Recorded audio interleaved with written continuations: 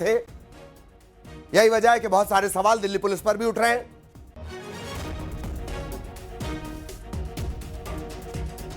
और ये अस्पताल पहुंच चुके हैं केंद्रीय गृह मंत्री। इस वक्त आप तस्वीरें देख रहे हैं न्यूज 18 मध्य प्रदेश छत्तीसगढ़ पर एक्सक्लूसिव। उन्होंने थोड़ी देर पहले ये जानकारी दी थी और अब वो अस्पताल पहुंचे हुए हैं। घायलों से मुलाकात करेंगे, जानेंगे दिशा निर्देश डॉक्टर्स को वो दे सकते हैं। इस दौरान मौके पर भी वो जाएंगे, ये बात उन्होंने कही थी। केंद्रीय गृह मंत्री अमित शाह लगातार उनकी नजर बनी हुई है, अधिकारियों से लगातार वो संपर्क में है और अब वो पहुंचे हुए हैं एलएनजेपी अस्पताल। एलएनजेपी अस्पताल में घायलों से मुलाकात करेंगे, उनके उपचार के को लेकर डॉक्टर्स से बातचीत करेंगे। केंद्रीय गृह मंत्री अमित शाह अस्पताल पहुंचे हुए हैं।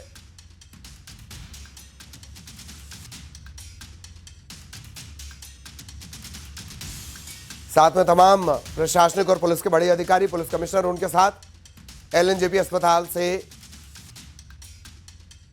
केंद्रीय गृह मंत्री अमित शाह के दौरे की सीधी तस्वीरें इस वक्त आप देख रहे हैं।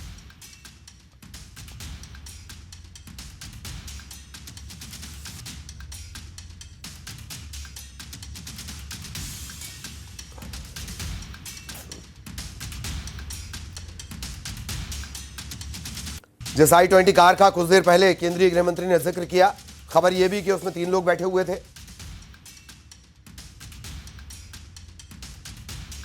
सेफ्टी रेटिंग बताने की वजह आपको यह थी, 3 स्टार सेफ्टी रेटिंग है i20 को एनकैप की तरफ से। इतनी इस लेवल की मजबूत गाड़ी में एक धमाका हो रहा है और वो आजू बाजू की 3-4 गाड़ियों को अपनी चपेट में ले रहा है और 11 लोगों की जान चली जा रही है। इसका अंदाजा लगाइए कि विस्फोटक कितनी भारी मात्रा में उस गाड़ी में रहा होगा। खबर ये अलग अलग जो जानकार हैं वो इन तमाम लिंक को जोड़कर देख रहे हैं। एलएनजेपी अस्पताल से ये सीधी तस्वीरें भी इस वक्त आप देख रहे हैं। धमाके में घायल हुए लोगों से मिलने के लिए केंद्रीय गृह मंत्री पहुंचे हुए हैं। घटनास्थल भी जाने की बात उन्होंने कही है। धमाके के ठीक बाद दिल्ली पुलिस के जो कमिश्नर है वो पहले ही वहां पहुंचे थे। उन्होंने सबसे पहले मीडिया को इस बात की भी जानकारी दी, क्योंकि और कोई अधिकारी जवाब नहीं दे रहा था। कह रहे थे जांच कर रहे हैं।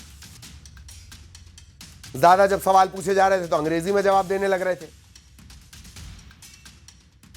और इस वक्त ये सीधी तस्वीरें, एक्सक्लूसिव तस्वीरें न्यूज 18 मध्य प्रदेश छत्तीसगढ़ पर केंद्रीय गृह मंत्री एलएनजेपी अस्पताल पहुंचे हुए हैं। पुलिस और प्रशासन के जो आला अधिकारी हैं वो उनके साथ हैं।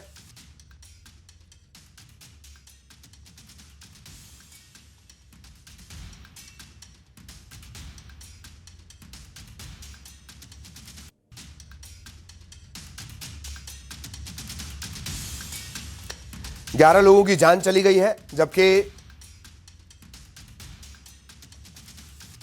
24-25 के करीब लोग घायल हैं। धमाके में घायल लोगों से केंद्रीय गृह मंत्री मुलाकात भी करेंगे, चर्चा भी उन्होंने की है। पुलिस और प्रशासन के जो ऑफिशियल्स हैं उनसे केंद्रीय गृह मंत्री ने चर्चा भी की है।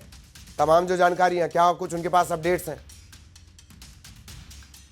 क्या क्या पुलिस की पड़ताल अब तक कहती है और क्या क्या सुरक्षा एजेंसियों ने अब तक किया है, इन तमाम सवालों के जवाब केंद्रीय गृह मंत्री ने लिए हैं अधिकारियों से। कुछ देर पहले उन्होंने ऐलान किया था कि वो घटनास्थल भी जाएंगे और अस्पताल भी जाएंगे। अस्पताल वो पहुंच चुके हैं, दौरा उनका ये चल रहा है। घायलों से वो मुलाकात करेंगे। अधिकारियों से जानकारी लेने के बाद लगातार जो नजर है वो प्रधानमंत्री की भी बनी हुई है। प्रधानमंत्री से भी चर्चा केंद्रीय गृह मंत्री की हो रही है। और एक तरफ सीधी तस्वीरें आप देख रहे हैं और उसके अगल बगल ये पूरा घटनाक्रम, इन तस्वीरों को देखकर आप समझ सकते हैं। दिल्ली में धमाका, धमाके के बाद भगदड़, धमाके की जांच शुरू कर दी गई। हाई अलर्ट पर दिल्ली। एक ब्लर तस्वीर आप देख रहे हैं, दिखाई नहीं जा सकती, कलेजा आपका कांप जाएगा। हृदय विदारक ये दृश्य है। शवों के टुकड़े दूर दूर जाकर गिरे हैं। लेकिन ये दिखाना इसलिए जरूरी कि आप समझें कि विस्फोटक किस मात्रा में इस्तेमाल हुआ होगा।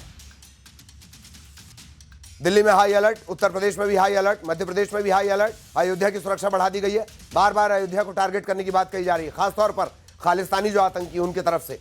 अयोध्या की सुरक्षा बढ़ा दी गई है।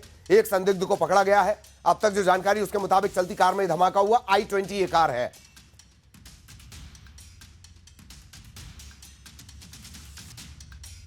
केंद्रीय गृह मंत्री सारी जानकारी लेते हुए मौके पर, चूंकि पुलिस कमिश्नर भी पहुंचे हुए थे, सारी ब्रीफिंग वो खुद ले रहे हैं।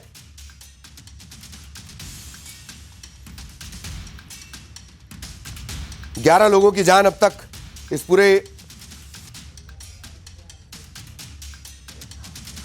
11 लोगों की जान अब तक जा चुकी है इस मामले में, और हताहतों की संख्या बढ़ सकती है। घायलों का एलएनजेपी अस्पताल में इलाज चल रहा है।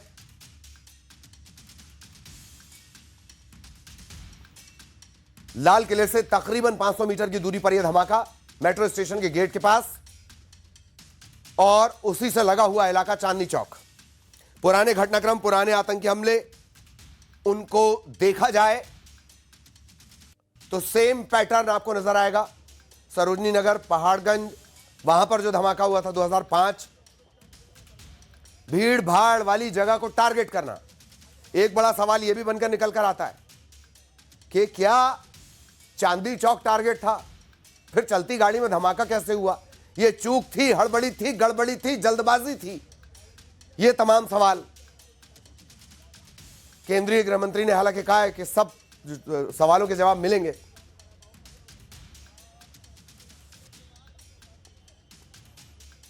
सहयोगी शैलेंद्र हमारे साथ जुड़े हुए हैं, अजय हमारे साथ जुड़े हुए हैं। महाकाल लोक की भी सुरक्षा बढ़ा दी गई है, ये भी अपडेट आपको दे दें। इसके अलावा रायपुर से युगल भी हमारे साथ जुड़े हुए हैं। शैलेंद्र, सबसे पहले आपके पास क्या चेकिंग, किस तरह की चेकिंग, क्या कुछ देख पा रहे हैं आप?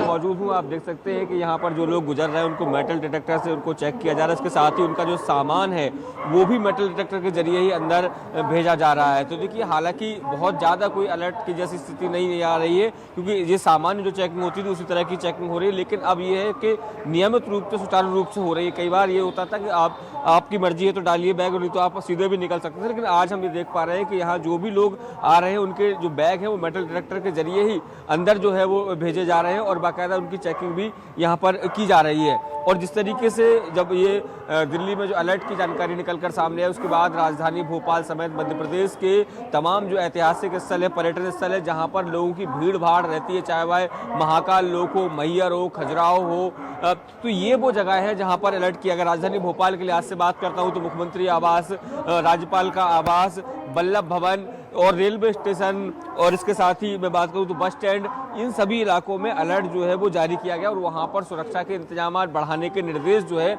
अब से कुछ देर पहले पीएचक्यू की तरफ से जारी किए गए। तो हो सकता है कुछ देर बाद उसका असर जो है वो राजधानी भोपाल की सड़कों पर, या फिर ये कहें कि जो रेलवे स्टेशन है, मॉल है, उनमें देखने को मिले। क्योंकि जिस तरीके से निर्देश ये भी दिए गए हैं कि राजधानी भोपाल की सड़कों पर भी अलर्ट जारी रखा जाए और चेकिंग की जाए, ताकि कोई भी संदिग्ध कार अगर वहां से आती जाती गुजरती नजर आती है तो उस पर उससे पूछताछ की जाए, उसकी चेकिंग भी की जाए। एक बड़ी बात मैं आपको इसमें एक ऐड करना चाहूंगा कि जिस तरीके से कुछ दिन पहले राजधानी भोपाल से एक कथित आतंकी अदनान को गिरफ्तार किया गया था, उसके बारे में ये बताया गया था कि वो आईएसआई के मॉड्यूल पर काम करता है, उसका सोशल मीडिया हैंडलर के तौर पर काम करता है, और एक उसी का साथी दिल्ली से भी गिरफ्तार हुआ था, और दिल्ली की जो स्पेशल क्राइम ब्रांच पुलिस ने उसको गिरफ्तार किया था, उसमें भी इस बात का खुलासा हुआ था कि वो दिल्ली में कोई बड़ा धमाका करने वाले थे। तो क्या ये वही गैंग है जिसके जरिए ये धमाका किया गया है, या फिर कोई और संगठन है जिसकी तरफ से ये हमला किया गया? हालांकि पूरे मामले की अब जांच की जा रही है। जांच के बाद ये स्पष्ट हो पाएगा कि भोपाल से जो अदनान पकड़ा गया था, क्या उसका भी इस मामले में हाथ है, या कोई दूसरी गिरोह है या गैंग है जो इस पूरे, या आतंकी संगठन है जो इस पूरे मामले में सक्रिय था। जी बिल्कुल सही कह रहे हैं आप। इतना ही एक्टिव रहना है, इतना ही सक्रिय रहने की जिम्मेदारी वो मशीन देखने के लिए नहीं दी गई है। वो मशीन उसके बगल में बैठ के रील्स देखने के लिए नहीं दी गई है पुलिस वालों को, उससे स्कैन करना है सामान को। इतनी ही सतर्कता बरती जाती तो आज इस हादसे को, इस धमाके को लेकर इतने सवाल नहीं उठते। अजय, उज्जैन में क्या देख पा रहे हैं?